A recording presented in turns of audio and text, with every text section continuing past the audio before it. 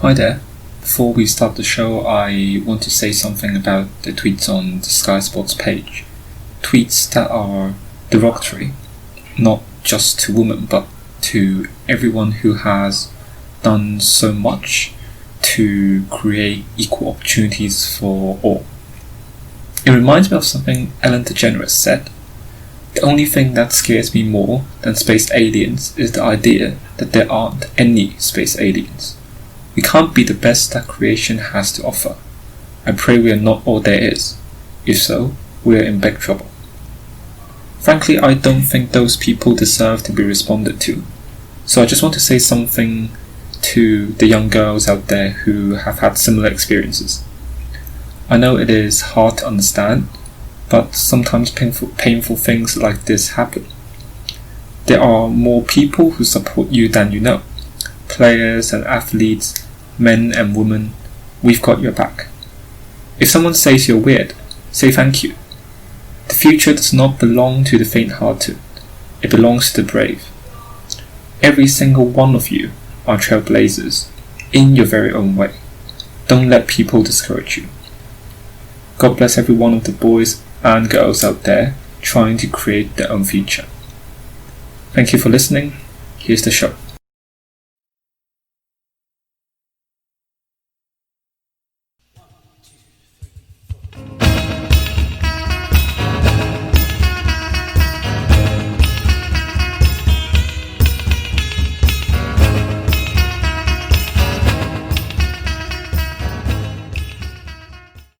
Welcome to the She Plays on Women's Football podcast. I'm your host, Harry Chan. As the Women's Bundesliga in Germany prepares to resume behind closed doors, the England Football Association is under fire for not supporting its women's team in resuming matches. First of all, let's go look at some news from this week.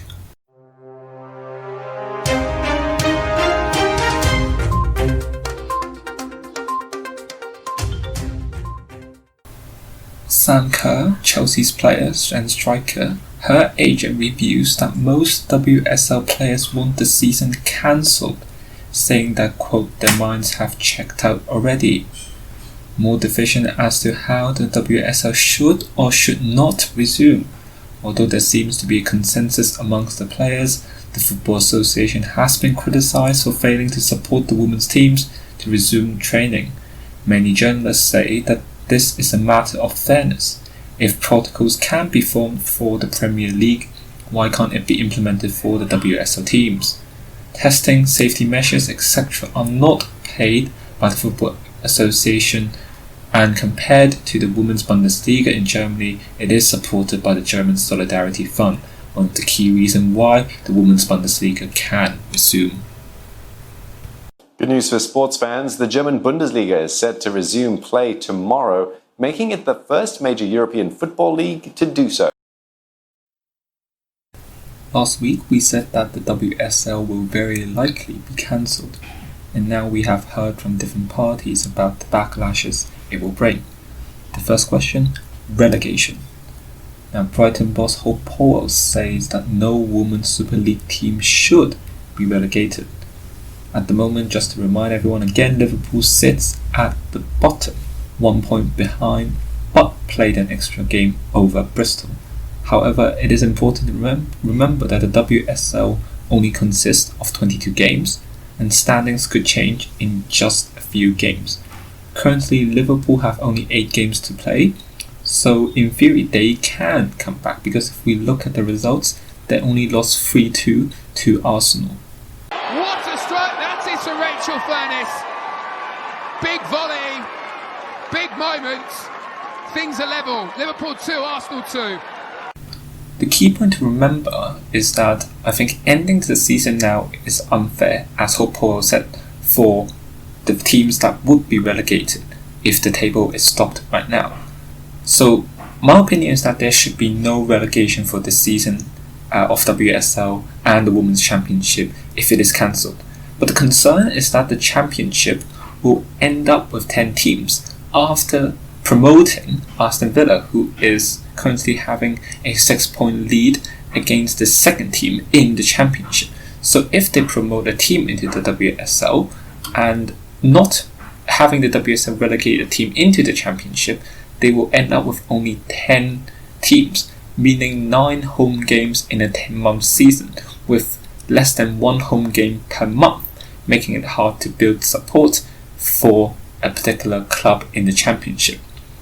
Now, my proposal is that we take this opportunity to expand the Women's Super League, because the Women's Championship will very likely follow the Women's Super League. That means there will be no relegation.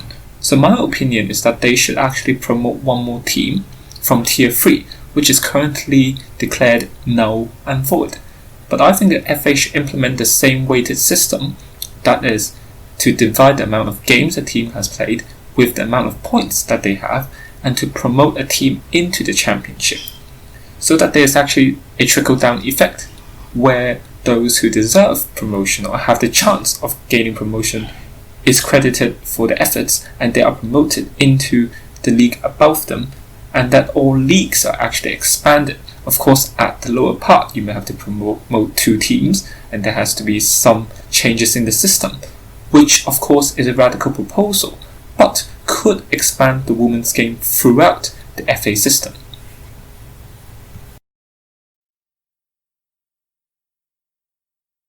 Now, the second question to ask is, why are we here? Suzanne Wrack, a writer for The Guardian, wrote an article titled, quote, "Hollow promises of equality are to blame if Women's Super League is cancelled." In it, she argues that the Football Association failed to actualize their promises to support women's football, and compared to the Women's Bundesliga, as we have mentioned, which is supported by the German Solidarity Fund, is going to restart behind closed doors. To answer the question why we are here, we must look at the response to the coronavirus, which we sort of touched on last time, which is that in the United Kingdom, there is a slow start to implement lockdown policies, to implement social distancing policies, and compared to Germany, which is very efficient in their testing, treating patients, and contact tracing, and of course with a lower death rates, and with a more successful policy in the general terms to restart really the economy and all the entertainment, which includes football. But then we also look at the Premier League. They could resume training as early as June 1st. They resumed the training and they can resume matches after June 1st, that is. And yet the FA wants to cancel the women's football season, which the reason is obvious, is that it's difficult and it's costly to implement safety measures, because with the Football Association, it has insisted that the clubs pay for their own test centres and isolation, etc., etc., and you have to meet these requirements for you to restart training and ultimately to restart the Premier League. This is of course very costly to women's football, and clubs, most of all, as we have explored last week, are not rich, so they're forced to accept ending the season, and because they can't provide these safety measures, players also think they should end the season. And this is what Suzanne Wrack argued and said that this is a show or a lack of support from the Football Association, and I totally agree with that. And my take personally is that it shows a deeper problem, something that we actually discussed, not in great detail, but talked about a bit in the last episode. That is, the Football Association does not have a sustainable plan to promote women's football in place. There is no fund like the German Solidarity Fund available to the Football Association to utilize to support women's football. We'll be back.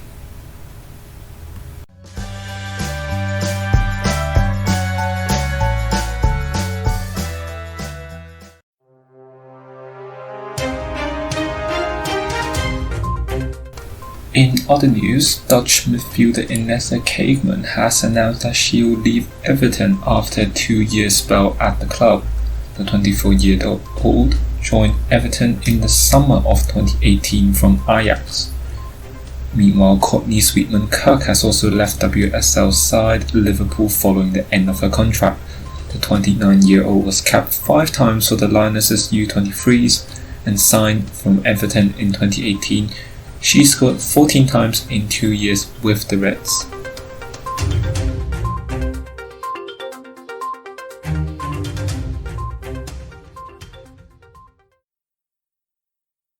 Hi there.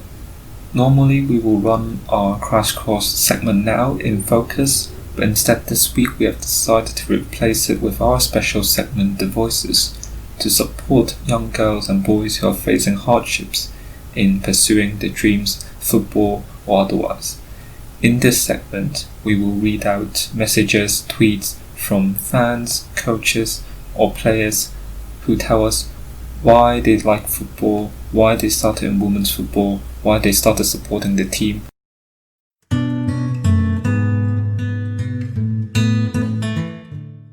This message comes from Amy Cutt, who is a Spurs supporter, and her 10-year-old daughter has played for Spurs Women for the last 2 seasons. Here's the message that she sent us and we'll read it out now. Women's football means a lot to both myself and my family, and we follow it religiously each week. It has been amazing to see all the progress over the last 5 years or so, and these players are such good role models and also heroes for my daughter, who dreams of becoming a professional footballer just like them. We go to as many Spurs games as we can, and she has also had the chance to be the flag bearer and mascot for them too.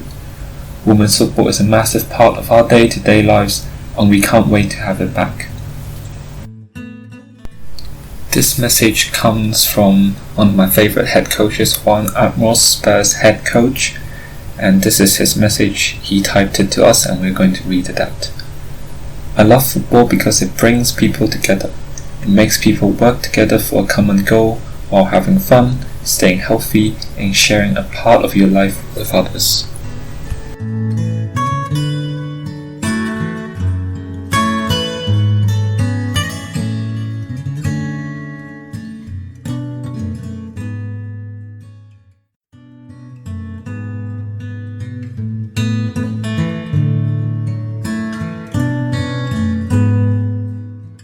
Here are some tweets that players and coaches tweeted out after seeing the comment section on the Sky Sports Twitter poll feed that we will attach to the show notes, and with regard to the comments that we have responded to in the beginning of the show.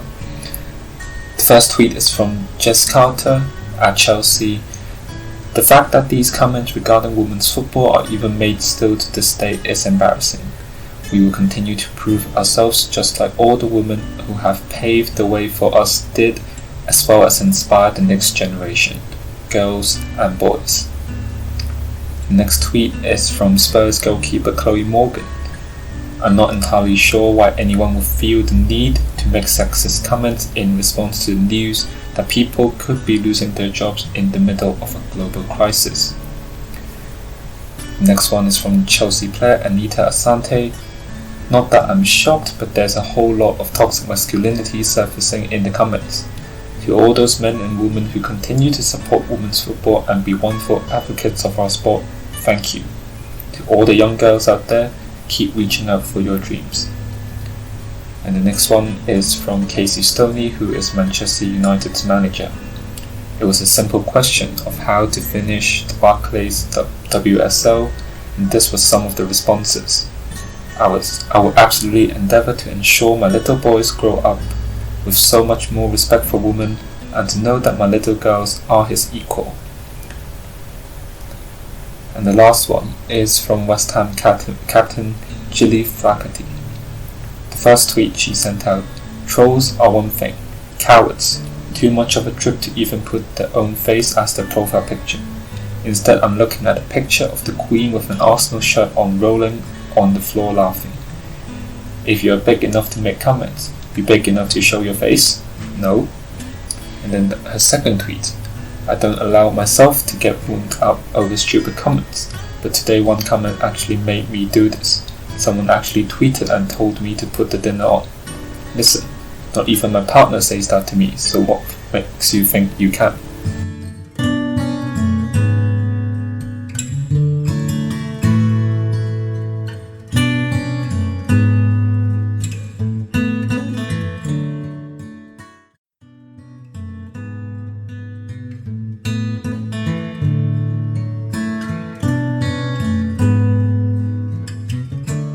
And lastly, I want to read out a post that I wrote a few weeks ago for International Women's Day, just to end the Voices segment.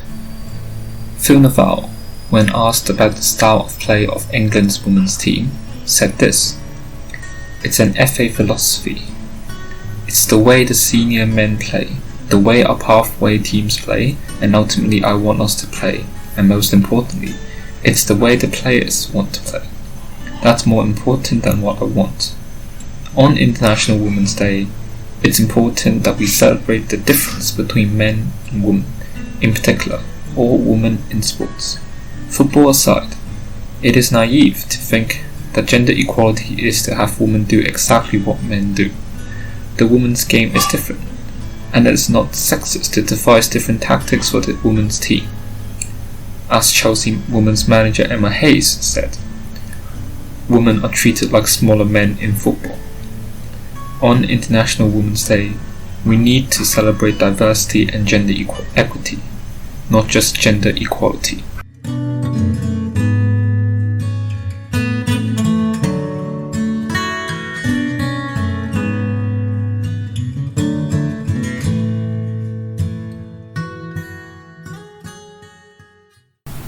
And I want to end this segment on a lighter note with a quote from one of my favorite talk show hosts, Ellen DeGeneres. Follow your passion, stay true to yourself, never follow someone else's path unless you're in the woods and you're lost and you see a path, then by all means you should follow that.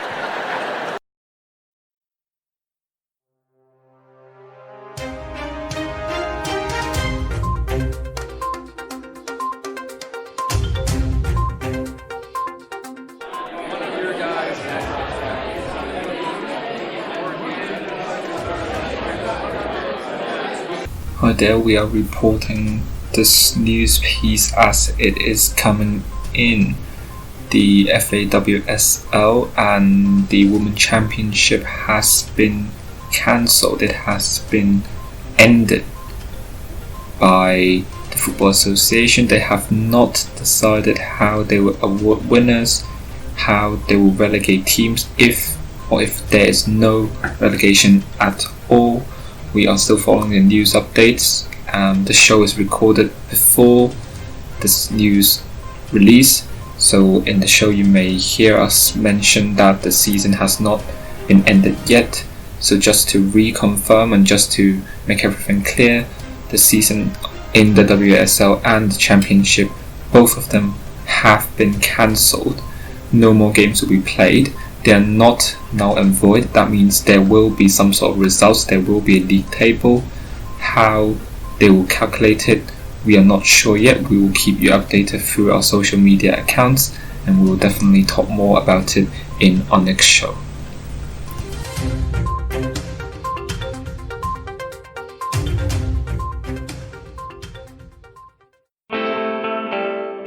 If you like this podcast, remember to subscribe and share this podcast with your friends and family. We'll be back next week, and thank you once again for listening. I'm Harry Chan, and this is the She Plays On Women's Football Podcast.